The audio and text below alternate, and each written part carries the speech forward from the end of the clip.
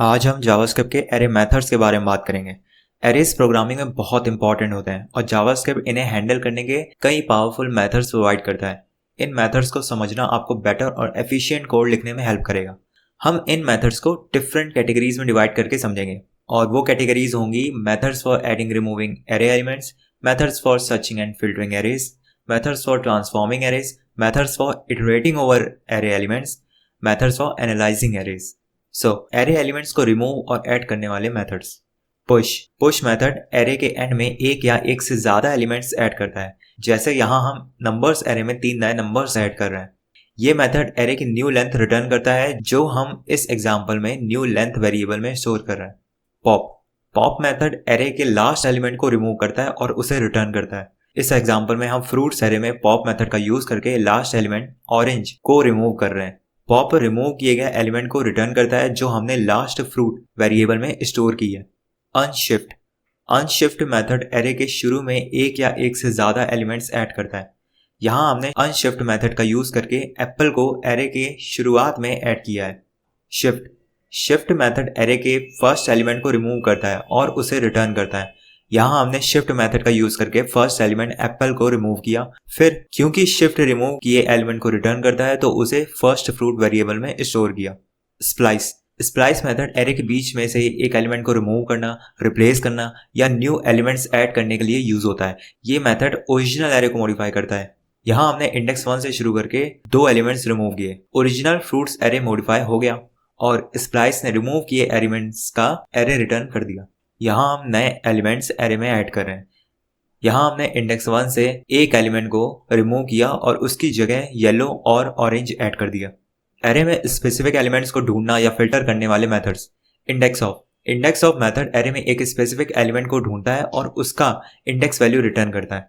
अगर वो element array में 2 बार दिए हो तो वो सिर्फ पहले जो आ गया उसका इंडेक्स वैल्यू रिटर्न करता है। यहाँ हमने इंडेक्स ऑफ मेथड का यूज करके एप्पल के इंडेक्स को ढूंढा। यहाँ पर एप्पल 2 बार है, पर ये जो पहले एप्पल आ गया उसके इंडेक्स वैल्यू रिटर्न कर देता है जो कि है 0। अगर एलिमेंट एरे में नहीं मिलता तो इंडेक्स ऑफ -1 रिटर्न करता है। फाइंड मेथड एक कॉलबैक फंक्शन लेता है और उस फंक्शन के अकॉर्डिंग पहला मैचिंग एलिमेंट रिटर्न करता है। यहाँ हमने फाइंड मेथड में एक एरे फंक्शन दिया जो चेक करता है कि नंबर्स इवन है या नहीं। ये मेथड सिर्फ फर्स्ट इवन नंबर रिटर्न करता है। फिल्टर मेथड भी एक कॉलबैक फंक्शन लेता है, लेकिन ये एक नया एरे रिटर्न करता है जिसमें सारे मैचिंग एलिमेंट्स होते हैं। तो फिर से इस एग्जांपल में हमने फिल्टर मेथड का यूज करके वही इवन नंबर को ढूंढने वाला फंक्शन दिया और उसने जितने भी इवन नंबर्स हैं उनका एरे रिटर्न कर दिया। इंक्लूड्स मेथड चेक करता है कि क्या एक स्पेसिफिक एलिमेंट एरे में है और बूलियन वैल्यू ट्रू या फॉल्स रिटर्न करता है। अगर है तो ट्रू देगा, अगर नहीं है तो फॉल्स देगा। यहाँ हमने पहले इंक्लूड से चेक किया कि बनाना एरे में है या नहीं, क्योंकि है इसलिए ट्रू रिटर्न हो गया। फिर मैंगो के लिए चेक किया कि जो एरे में है या नहीं, जो कि नहीं है इसलिए फॉल्स रिटर्न हो गया। Find index method find method की तरह ही काम करता है, लेकिन ये एलिमेंट की जगह उसका इंडेक्स वैल्यू रिटर्न करता है। जैसे यहाँ हमने फाइंड इंडेक्स मेथड में एक कंडीशन दी कि नंबर 3 से बड़ा होना चाहिए। इस कंडीशन को सेटिस्फाई करने वाला पहला एलिमेंट 4 है जिसका इंडेक्स 3 है, इसलिए आउटपुट 3 आ जाएगा। सम मेथड चेक करता है कि क्या एरे में कोई भी एलिमेंट दी गई कंडीशन को पूरा करता है। ये बूलियन वैल्यू रिटर्न करता है, मतलब ट्रू या फॉल्स। यहाँ हमने चेक किया कि क्या कोई इवन नंबर है एरे में, क्योंकि है 2 और 4 इसलिए ट्रू रिटर्न होता है। फिर हमने चेक किया कि क्या कोई नंबर 10 से बड़ा है, जो कि कोई नहीं है इसलिए फॉल्स रिटर्न हो गया। एवरी मेथड चेक करता है कि क्या एरे के सारे एलिमेंट्स दी गई कंडीशन को सेटिस्फाई करते हैं। ये भी बूलियन वैल्यू रिटर्न करता है।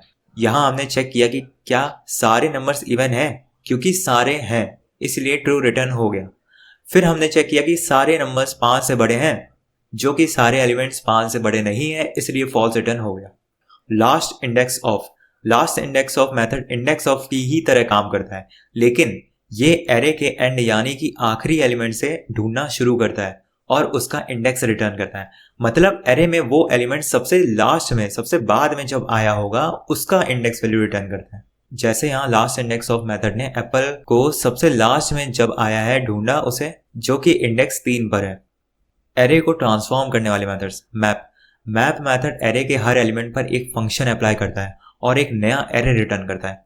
जैसे यहाँ हमने मैप मेथड में एक एरो फंक्शन दिया जो हर नंबर को स्क्वायर करता है। रिजल्ट में हमें एक नया एरे मिला जिसमें सारे नंबर्स स्क्वायर्ड है।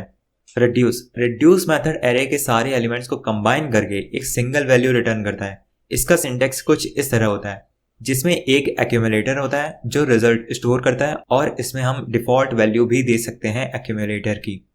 जैसे यहाँ हमने रिड्यूस मेथड में एक फंक्शन दिया जो हर एलिमेंट को एक्यूमुलेटर में ऐड करता है।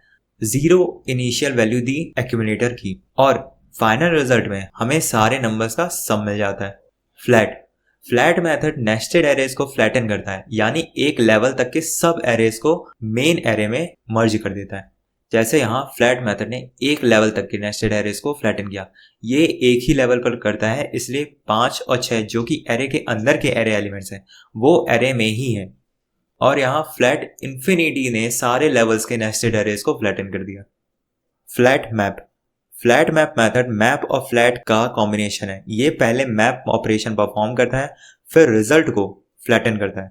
जैसे यहाँ फ्लैट मैप ने हर सेंटेंस को वर्ड्स में स्प्लिट किया और फिर सारे वर्ड्स को एक फ्लैट एरे में कंबाइन किया।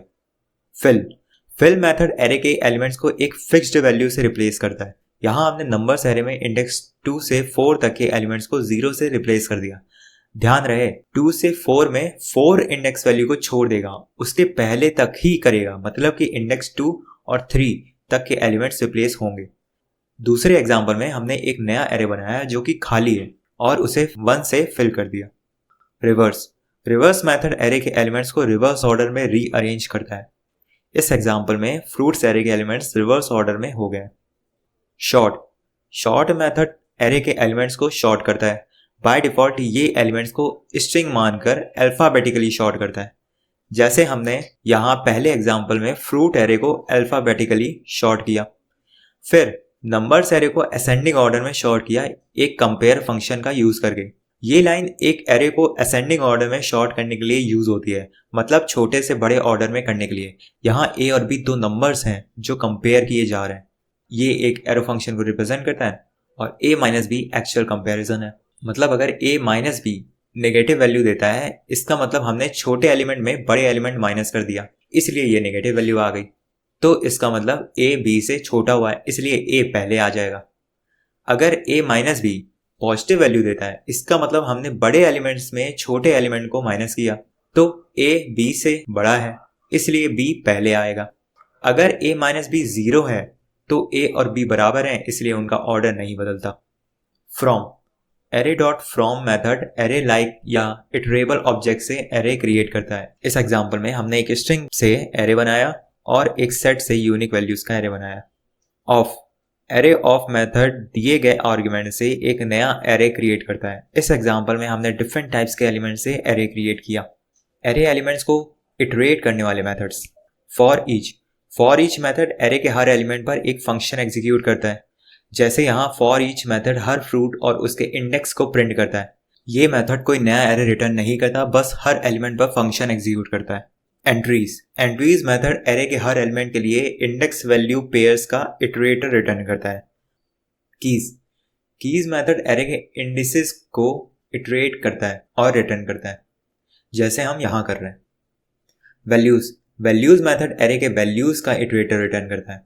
एरे को एनालाइज करने वाले मेथड्स, वो मेथड्स जो एरे के कंटेंट्स को एनालाइज करते हैं। ये एरे के बारे में कुछ स्पेसिफिक इंफॉर्मेशन प्रोवाइड करते हैं।